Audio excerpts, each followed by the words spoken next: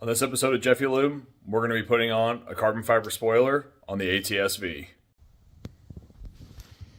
This is a Maverick Man Wickerbill carbon fiber spoiler, and it's a piece of work. It is absolutely beautiful. The weave matches the factory carbon fiber exactly. Can't wait to put this thing on. This ATS V did come with the carbon package, so it has the higher spoiler. It's about 2 inches high, which this Wickerbill will mimic. So to get this installation started, I ordered some things from Maverick Man. I ordered these gasket sets, which basically go around the perimeter of the spoiler, around here, all the way around to seal it off from water, because these holes will be exposed. And what we'll do is we'll actually put a little mat on each one of these posts to make sure that it seals and is watertight. You want to put this gasket along the edge where it'll contact the trunk surface. This will help to keep water out of your trunk as well as prevent any kind of rust that may happen.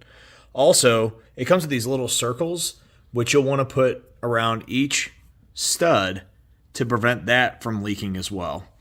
This combined together should stop all water from getting in. So next, we'll need to start taking off the rear trim panel for the trunk. Use a long flathead screwdriver for this task, which will then expose a small bolt. And this is where we get started. Now we'll use a trim removal tool to get of these points taken off and get this cover off. Another thing I forgot to mention, these actually need to be broken away from the trunk lid before this can be removed.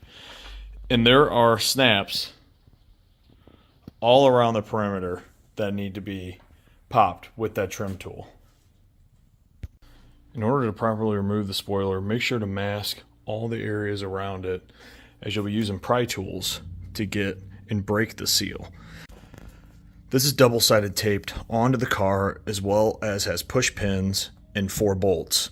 So make sure to slowly go down with these different pry tools with a heat gun to break that seal. So I just got the spoiler off. It was a little bit harder than expected. So recommend use 4 or 5 of those panel pullers to make sure that you're getting it underneath here to break that seal, the double-sided tape that goes all the way around. As you see, there's still some left. Then make sure that these plastic push pins also come out. If you can use a small screwdriver to push the head in before you pull it off, it'll make it a lot easier. So I am super anal about things, so I made sure to clean up all the double-sided tape. Then I went back and I actually buffed this area slightly. Even though it's not visible, still want it to be as clean as possible for this install.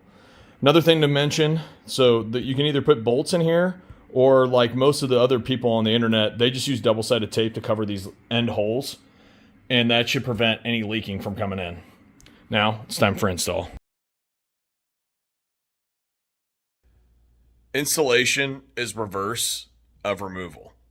And this, look at that spoiler. Looks absolutely gorgeous. Here are a couple tips that I learned through doing this installation. When taking the spoiler off, make sure to use a heat gun and heat up all the double-sided tape around the perimeter of the spoiler. And then using those trim removal tools, actually try and cut the double-sided tape. Do not try and prop up or pop up the actual spoiler.